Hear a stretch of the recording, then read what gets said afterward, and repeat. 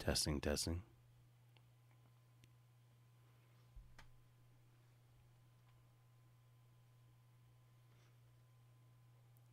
All right.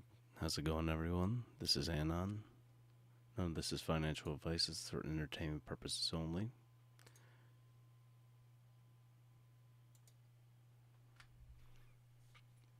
Now, it's been about a month since I streamed, so I don't know if anyone's actually going to come on. So let's go ahead and take a look at a couple things and see what we can see. Let me go through, and it's been a while, so let's figure out what I'm doing again. All right. How do I get to...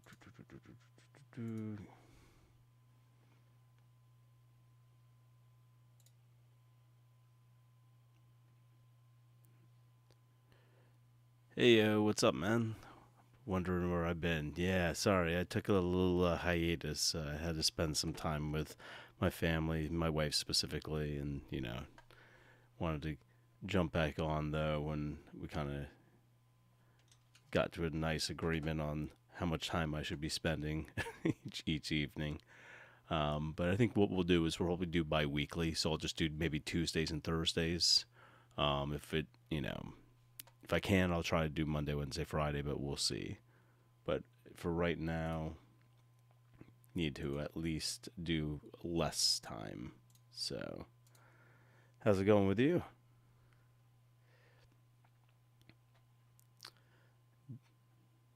How are you guys? Let's see who's in here now.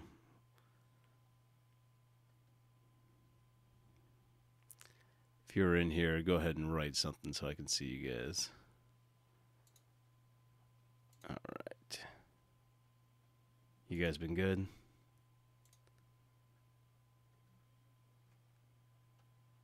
What's up, Hyun? How are you, bud? Yeah. Well, I'll plan on being back more, so. Look at cookies. They know I looked at a Lenovo computer. All right, cool. Now, is there any reverb or everything's good? All right. I don't care. I'll stream for you two guys for right now. So what I really wanted to cover was kind of what's going on with the SPY, because I think that does have importance to kind of the overall market and, where I think things can go. So let's go ahead. It's also Thursday Night Football, so I know that a lot of people are watching the game. Buffalo to New England, right, tonight? I don't know if you guys are football fans, but the Brandon State. I'm still in BBBY. Same with me, man. Same with me.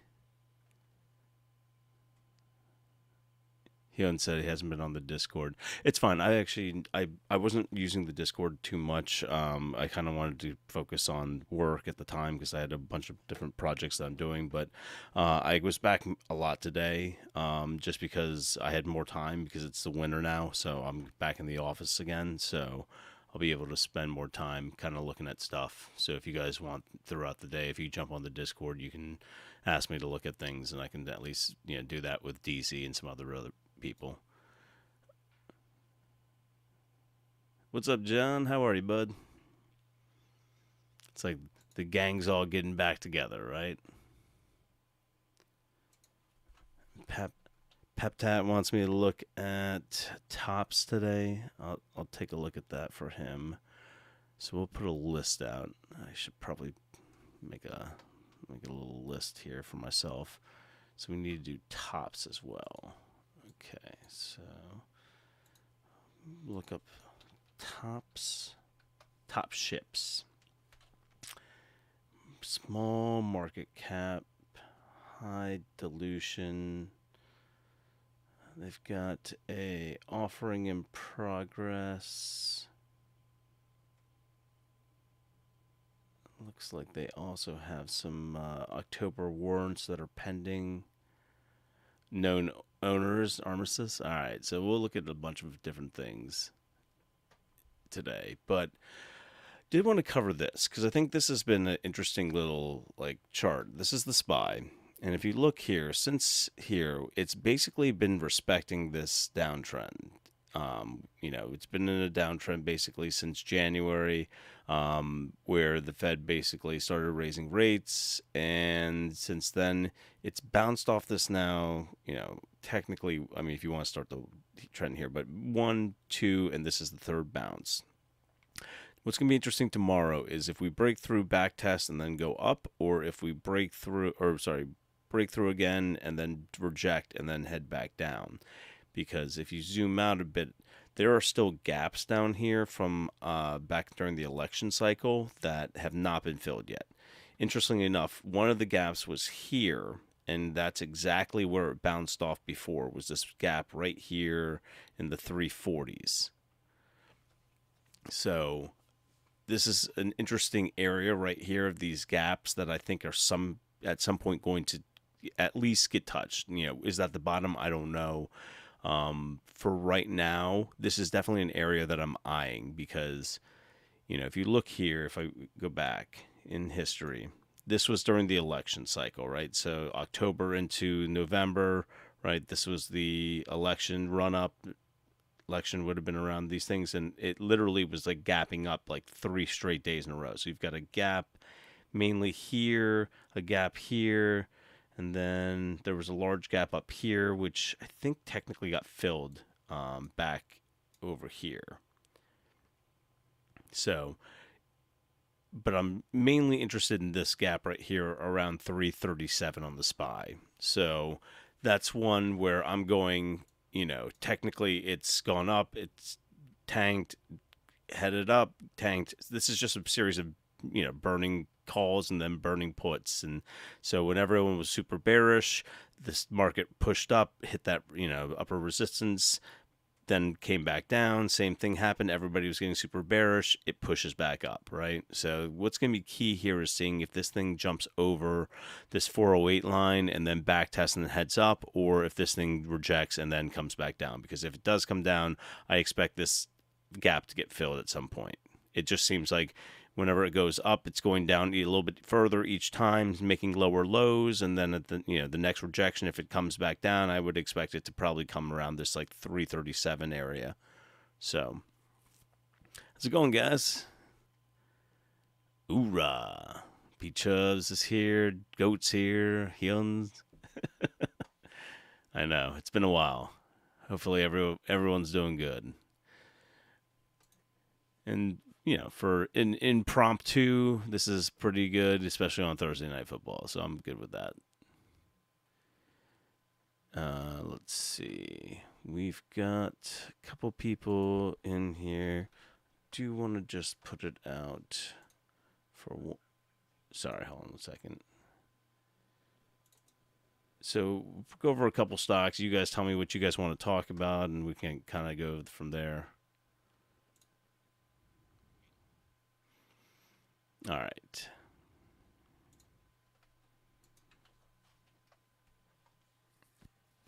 Hello, Becca. How are you? Today was fun, right? Becca was witnessing all the pissing matches and the...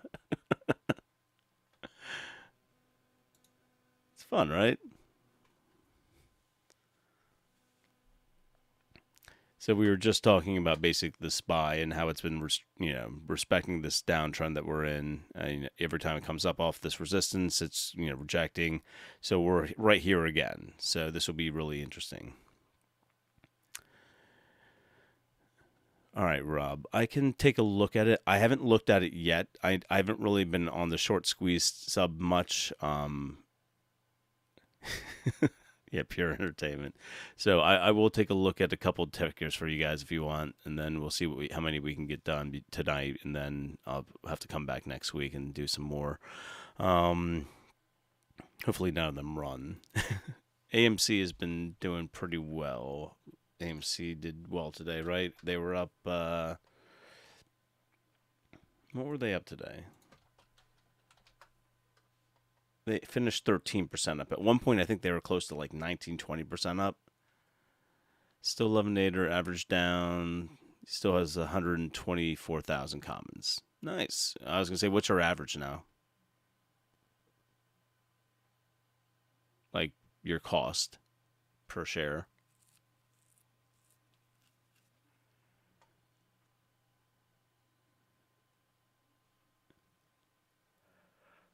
All right. Well, he's going to answer that. We'll go ahead and yeah. So AMC was up 13%. Nice. Okay, nice. So you're right around the warrant level. So that's pretty good.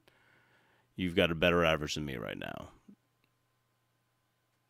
I am not. I am not at this point below the warrant level. So I'm hoping this is just me personally. What my opinion is, I think this SPY rejects off this line and then heads back down into this range. During this time, though, the entire market's going to be selling off, which is why my thought was if it's going to go back down and retest this low, you know, ATER during that time frame was also moving down, so we're pretty much all stocks. So I'm hoping for my, this is just me personally, I'd like to get my average down as much as possible, but I'm holding off buying right now until I end up like hopefully seeing it sub 1, and hopefully I will be able to average down under $1 and then put a good size, because obviously you want to make your biggest purchases on the stock that you're trying to average down at the very bottom, hopefully. The problem is we're all trying to figure out what the bottom is, and when ATER went through and diluted, that didn't help anything. So in this case, if they do right now go and we see a downward trend on this SPY, I do think the entire market's just going to get dragged down with it, which is possible because they just have algos that turn on and basically sell everything. And so my hope is I'm able to average down in the sub 1s on Ethereum to get my average down a lot more. So that way I'm closer to the warrant levels as well. All right.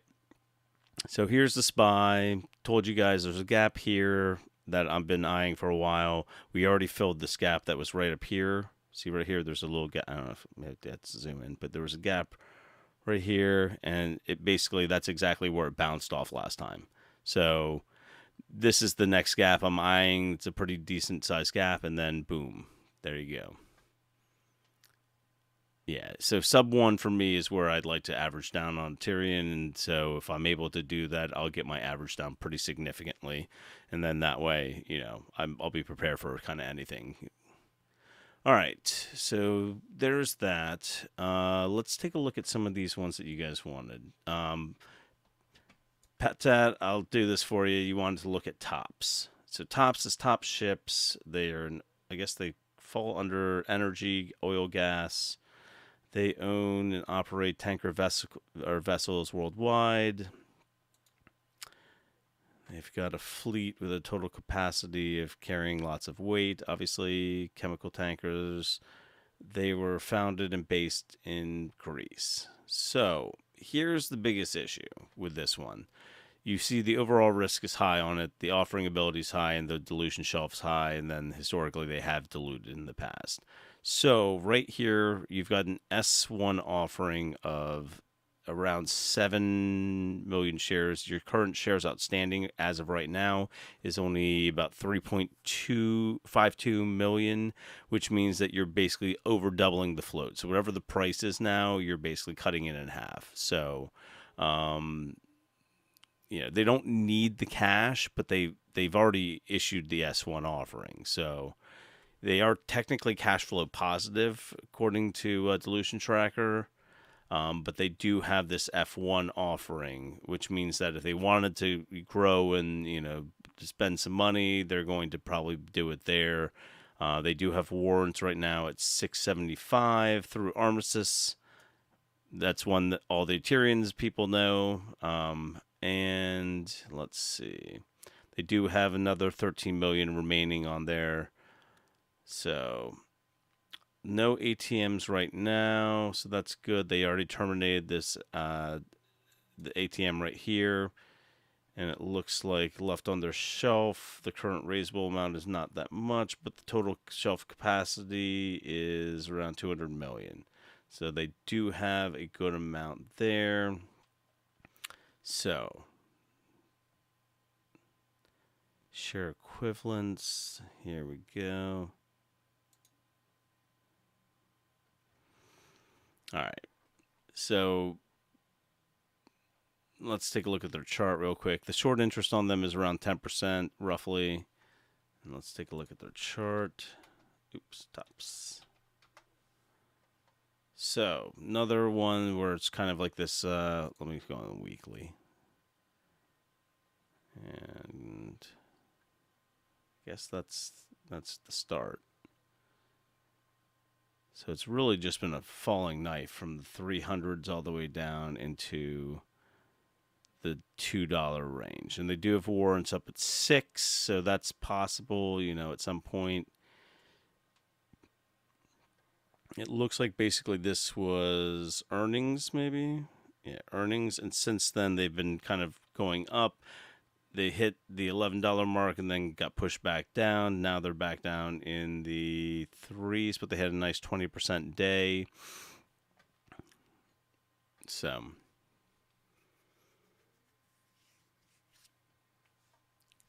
it's an interesting one because this is the weekly. So we've had quite a bit of movement on this. Let's take a look at the daily and more recently to kind of see what's been going on. All right, so we had these two spikes. You had it sitting here in the 2s, went all the way up to 11, got pushed down.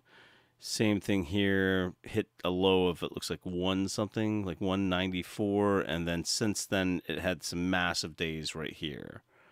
I don't see any gaps right away. Looks like this is a lot of algo trading. Let's see. How would the earnings go? Did they announce it? Oh, wait. There was a split here.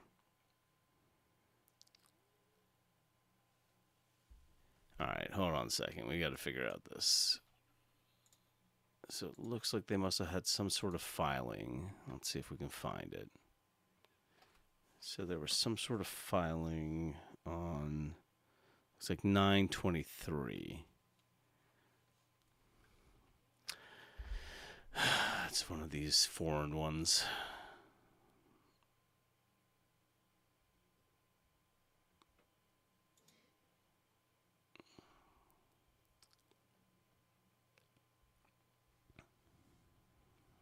Okay, so this was, it looks like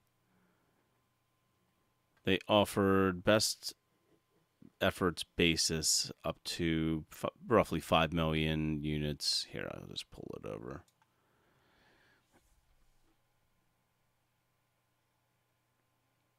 C warrants. So this just happened today. So this is today, right? Today's the 1st. Yeah, today's the 1st. So this just went in today right now. So let's see what they said.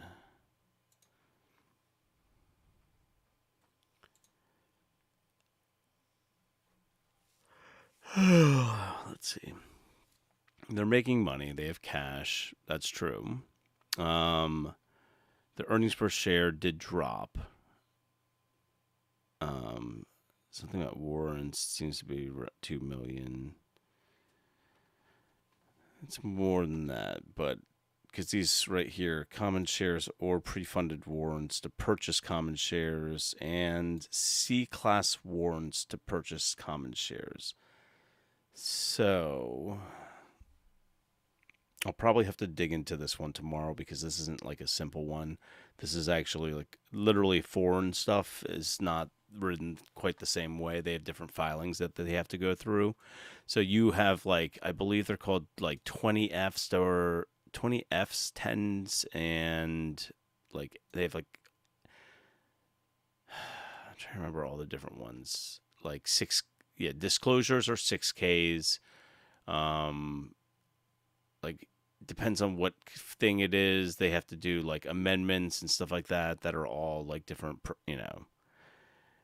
way different than our normal ones where it's just like, oh, well, this is an 8K, this is a 10K. So this isn't like a super like normal one for me. So what I'll have to do is I'll have to dive into this tomorrow at work.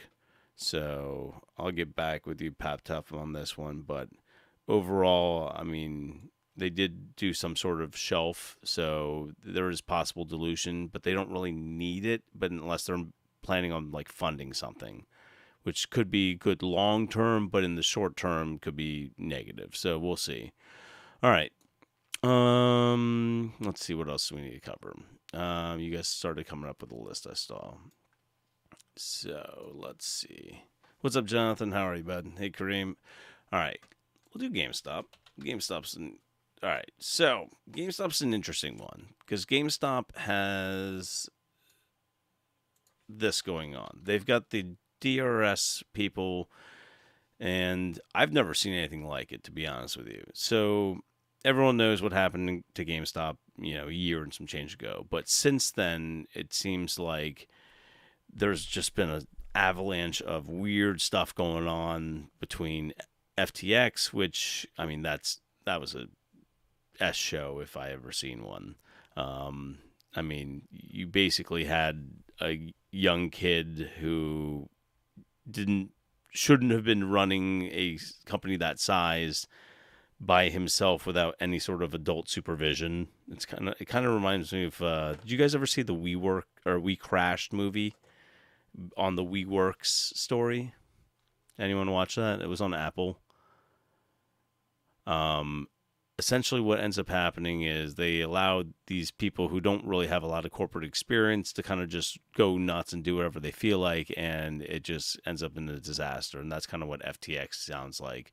It just a bunch of money, power, and people, it sounded like he basically was. I don't know if you guys know the story of FTX, but FTX essentially was the exchange, and then Alameda Trading was this hedge fund, like a crypto hedge fund that he had set up, the Sam Bankman Fried or whatever. But that kid basically was making money because he noticed that the price of like Bitcoin was different all over the world, depending on so he basically was like buying it in Japan and selling it in the US and making a ton of money because there was like just a loophole. So he basically was making enough money where they started their own crypto exchange, and he moved over to the crypto side and let his girlfriend run the, Alameda Trading, and then they were taking huge losses on the Alameda side. So he basically started like shifting funds around. He claims unknowingly to himself, but let's be honest, like he was trying to cover up the fact they were taking huge losses. And so how does that tie into GME? Because they allowed crypto tokens that were supposed to represent shares. So if you guys remember, we were trying to figure out how the shorts were able to find all these magical shares out of nowhere. Well, apparently on the crypto exchange, they were allowing people in hedge funds mainly to basically create short positions, and because they quote unquote had collateral backing it. But when you started looking into the paperwork, they just created crypto tokens out of thin air, and they basically were allowing them to short based off of those, backing of, FTX says they have, 2 million shares of GameStop when they actually didn't have it on paper. So it just that's how it fits into that story. So there's a lot of different angles for GME, but for the most part, what's going on with it is you have this massive run up, and then you've had these basically just kind of like just drifting periods where it's just consolidating. And it's been like that for a long time. And so what I find most interesting is this. The people who have bought and held GameStop have been DRSing their shares. DRS is like direct registration of shares, and essentially there's what's called a transfer agent who holds these shares normally it's for like CEOs. So basically the shares are not held in a brokerage like you and I hold them. They are literally in a transfer agent. It takes longer for things to buy and sell. Like when I buy shares of GameStop through Computer Share, it usually takes me 4 to 5 days because the money has to clear, and then at that point they try to give you the best price for that particular day when they actually clear your money, but you don't get an instantaneous buy. So obviously that's not super great for a lot of traders who are like trading more actively. But this is how they used to, like, everyone used to hold shares through a transfer agent, and we've moved away from that with these brokerages. But what we found out kind of down the line is you gave up a lot of rights when you did that, because the stocks are not held in your name, they're held in the brokerage's name, and they're basically just giving you access to cash.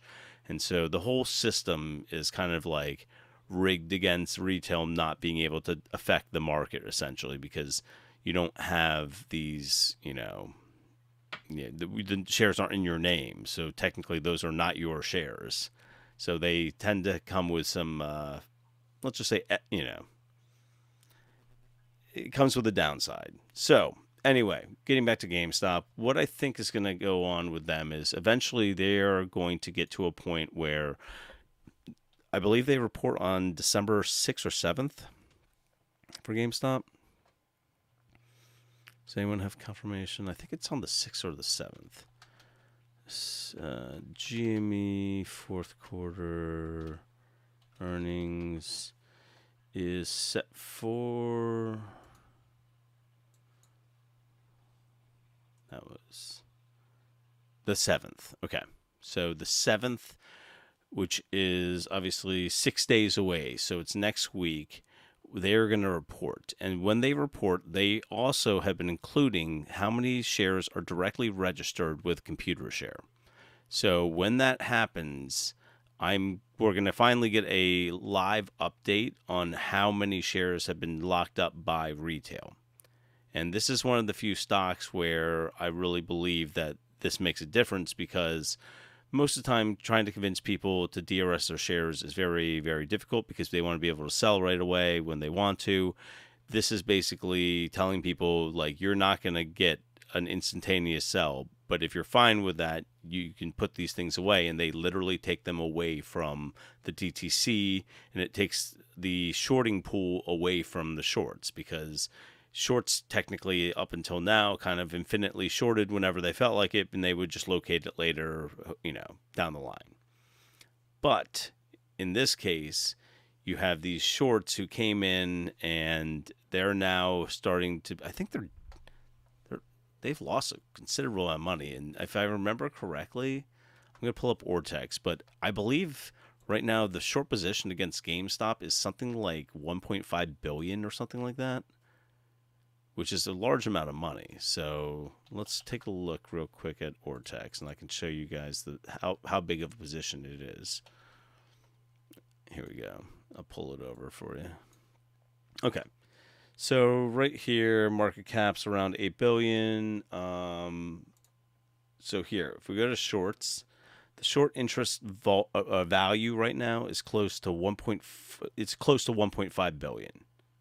So let's see, in the last couple of weeks, 1.5. It says they think it's coming down slightly, but let's just say overview.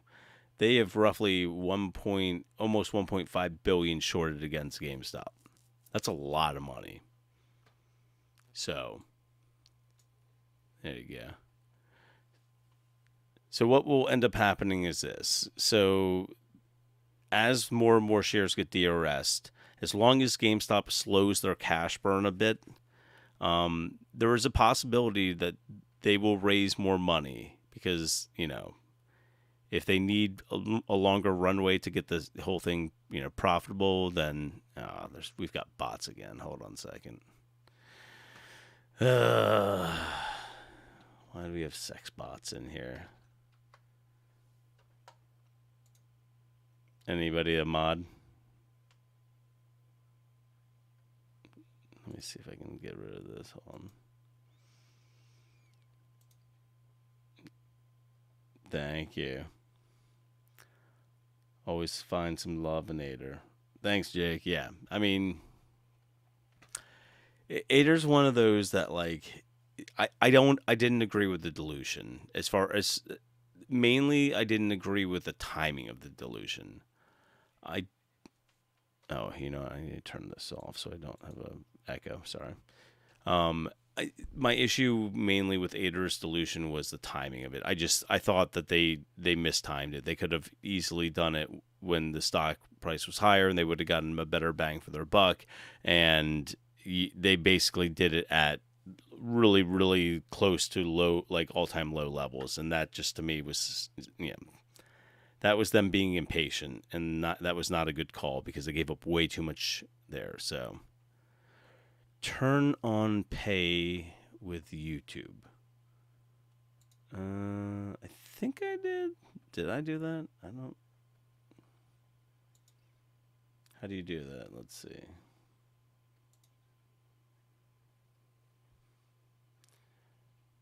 Offers from YouTube. Your channel.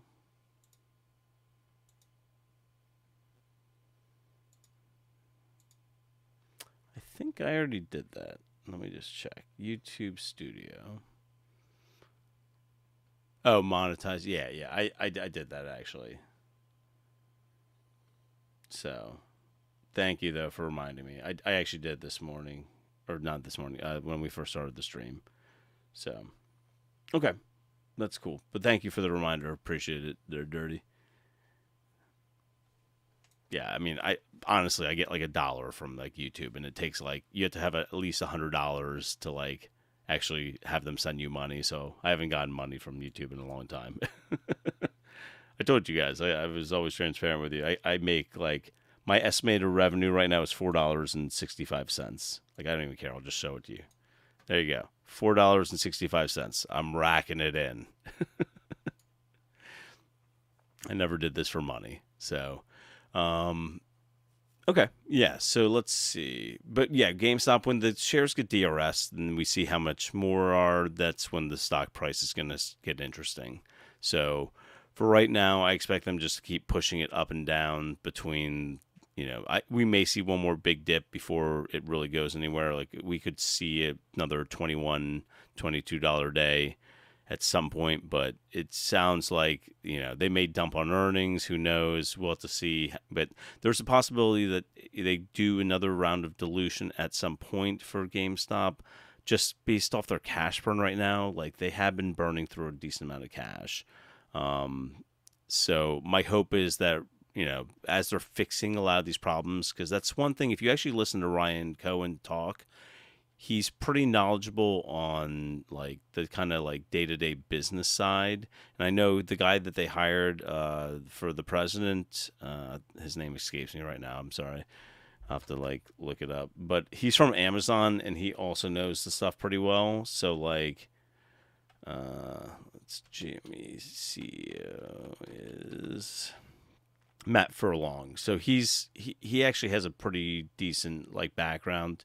So I think those guys will start fixing some of the issues they had. But basically, you have to remember, GameStop was being run into the ground by people who had a very, oh, this is how it's always been done kind of attitude.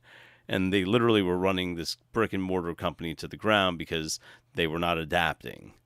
And so what they need to do is adapt, but it may take a decent chunk of change for that to happen. So I do think, though, they will start fixing some of the problems. And I think what needs to happen eventually is they need to figure out how to monetize some of these NFTs within games.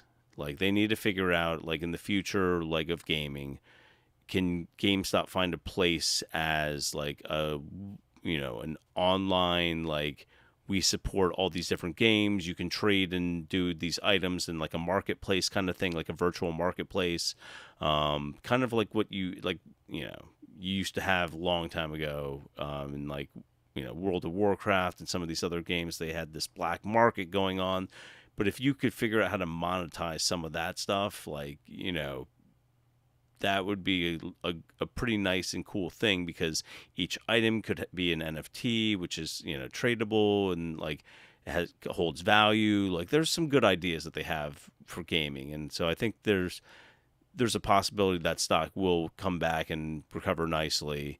I don't know about MOAS, to be honest with you. It's an interesting dilemma. I think they're going to try everything in their power not to let it happen. And they may beg GameStop to, next time it runs up, hey, can you just raise more cash and we'll figure out what to do with this down the line. But at that point, the company becomes like, if, say, for example, they raise another $1 billion, right? And the company has like $2 billion cash. Like, just on like value wise, like the stock's going to be worth more than $20 a share if that happens. Because, with that amount of money, you can buy a bunch of different profitable gaming companies and, really just turn your entire business around. So, there. That's kind of my thoughts on GME. I don't know.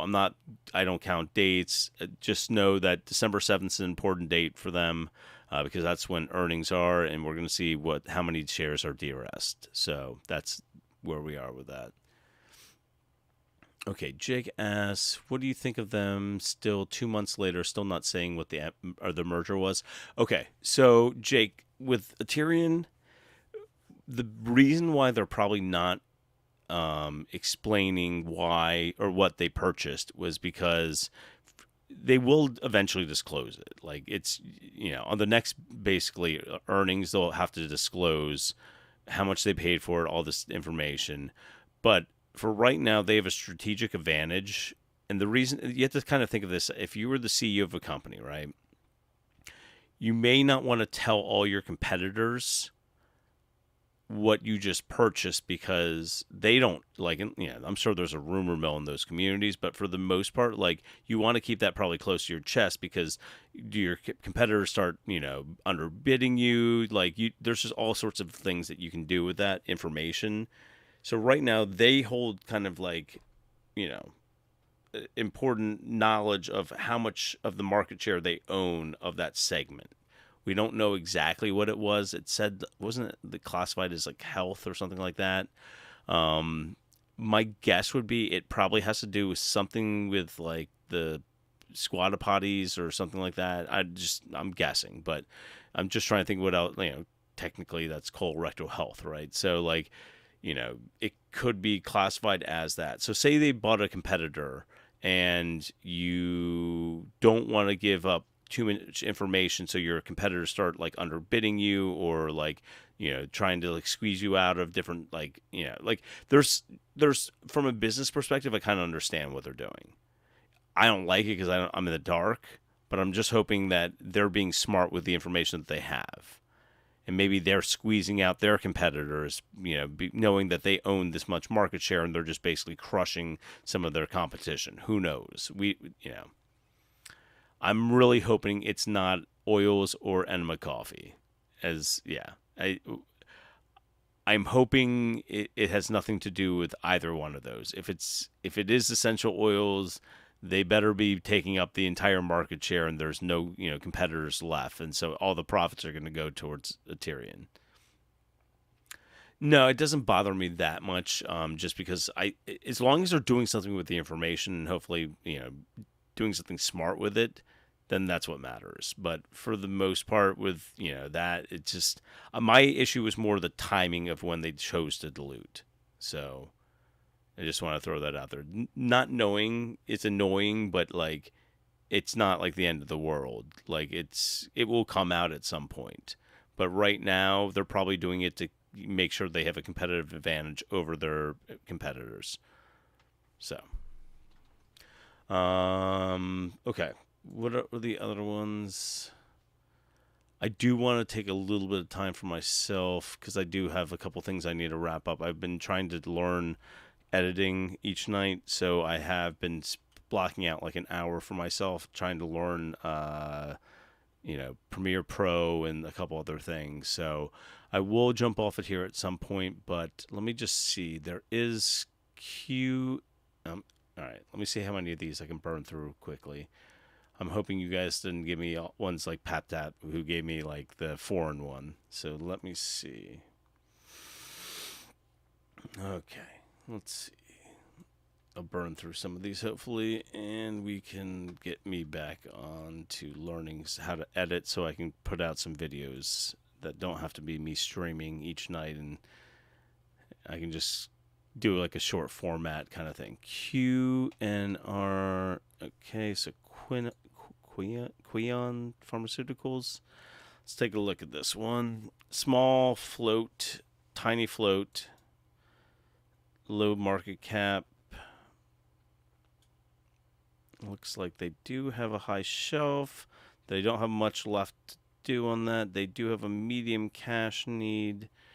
They've got about a little bit over a year and some change, year and a half worth of their cash burn. So they had an S1 offering in August. These warrants are registered right here. Exercise price at $5. This one's not going to go. That they'll never probably do that again. They're not going to be at that price. So let's take a look. They still have 3.3 million there at $5. The share price right now looks like, what's the share price now? QNRX.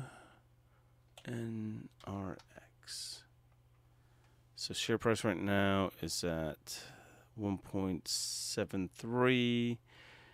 It had a nice move right here. Since then, it's kind of been a falling knife with the exception of right here. I don't see earnings. Where are all the earnings? They're not showing them. Okay. I show them on this. That's weird. I'm sure they have them. Normally they show up on here. It's a tiny float. So let's see if we can find any information.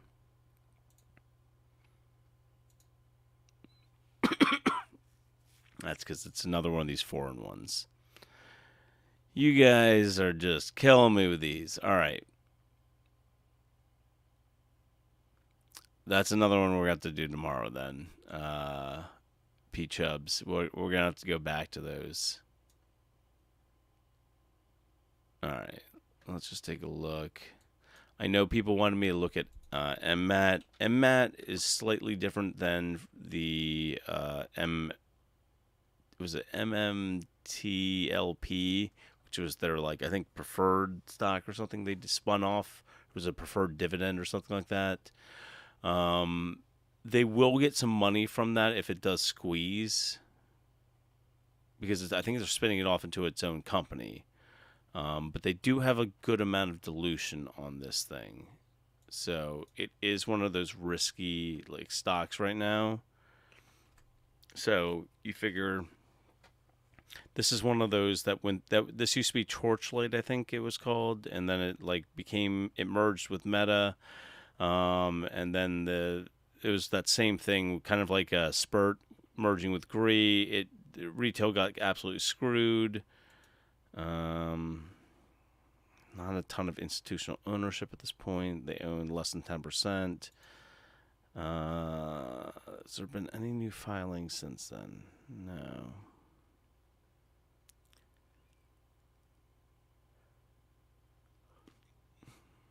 Yeah, this is not going to be a quick one.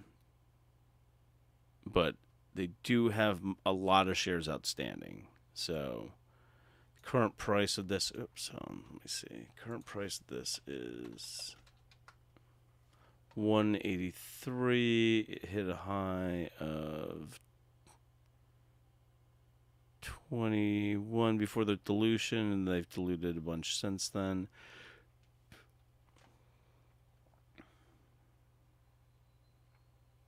The scale on this is really bad.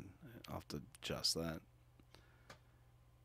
Let me try maybe this.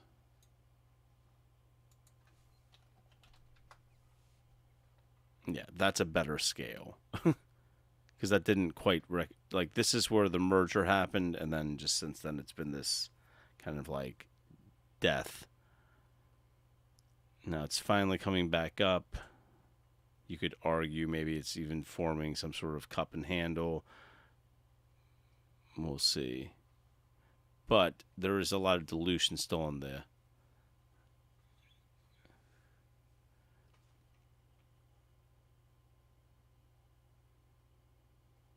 Yeah, Jake, I saw the article. I actually posted it on the Reddit.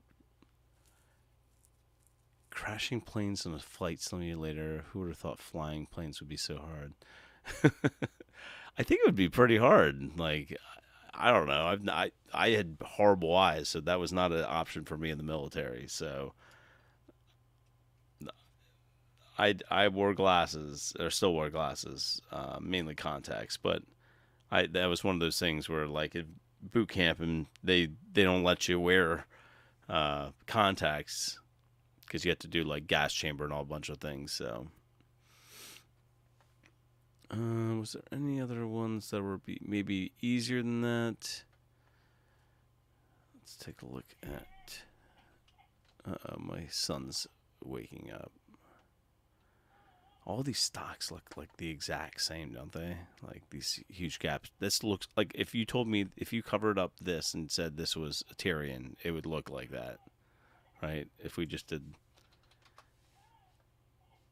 like, doesn't that look very similar where you have the gap down, and then we probably have to do more like this, but see how well my stuff started coming out. I guessed this a while back.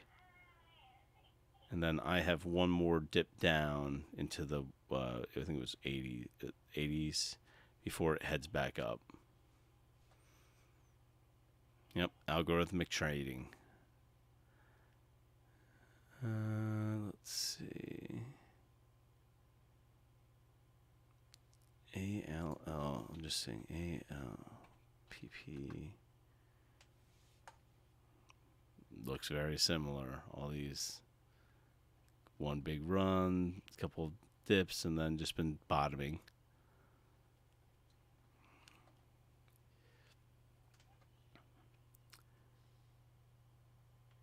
Yeah.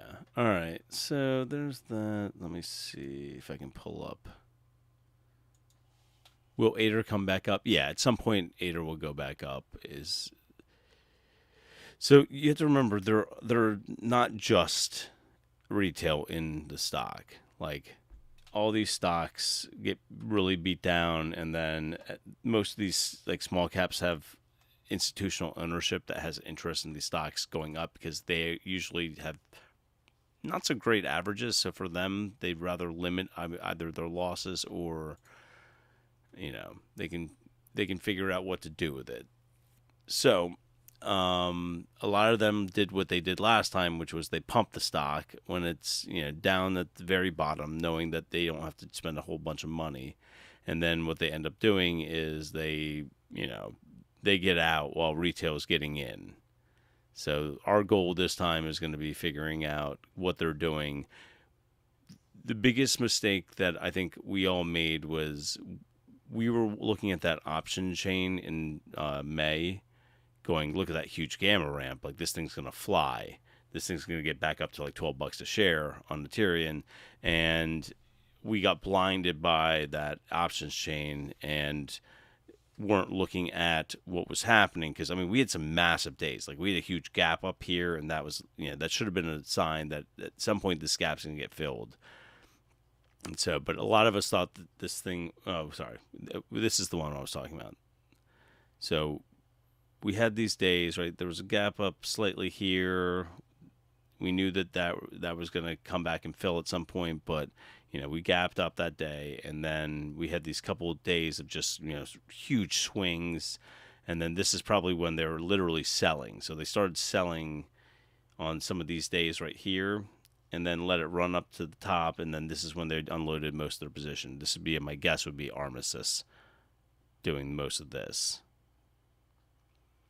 So, but at some point, Tyrion will probably run again, because the same exact people that made it run like this have shares again. And they have enough shares that it would be, smart of them to, they probably, is my guess, shorted to hedge the position. But once they feel like unloading it and making profit on that side, they'll go ahead and they'll run it back up. So they could probably, do the exact same thing if the Tyrion lets them again. We'll see. I know people have a problem with that. I don't like it either. My guess is it was just easiest, but, there you go. Yeah, I mean, at some point, it's going to consolidate down here long enough where this thing will head back up. I mean, the same thing happened on the last run. This thing bled for so long, and then it consolidated in this range right here. Consolidated, and it was down here forever, and then it just randomly ran up. I mean, these were like all-time lows, or like close to like all-time lows right here, and randomly, it just, it wasn't, we were not, it was like 210 was right here, and then a couple days later it just ran. So we could see that again. We're just we've had a long period of consolidation here. We've had our earnings in, and during this we could see it consolidate for a while, dip down one more time, and then head back up. And maybe I need to adjust some of these slightly because of the dilution. So maybe I need to move some of these down. But like roughly the idea is it's going through these legs, and then we should have a period where it pops back up above these levels again. We've got a huge gap to fill right here in the 180s. Like that's a large gap from like basically was that 190 down to 174. So that's a large gap that needs to fill on Ethereum. So there you go. Okay, I'm gonna head out, guys. I need to work on learning some knowledge so I can put out videos in the future for you of TA and some other stuff. Just be able to not have to live stream every night. Maybe what I'll do is on the nights that I'm not doing it, if I have enough time, I can put out some videos covering some video DD, so it's a little bit more easily digestible and explained than some of my written DD, because for some people, they're more of like visual / like if I'm talking about something while showing you, it might be easier. So I'm trying to get to that level where I can at least put out some video so I don't have to be here like talking to people for 3-4 hours. I can just put out a video in maybe like 30 minutes and then people watch it. So yeah, my plan is to eventually do a video DD kind of explaining what happened with Ethereum, like all the nuances of it, and then to anyone that's like a new investor, and then they can understand, and then kind of go from there. But thanks for coming and hanging out, guys. Appreciate it, and you guys have a great evening, and I'll talk to you probably next week. All right, we'll do another stream next week.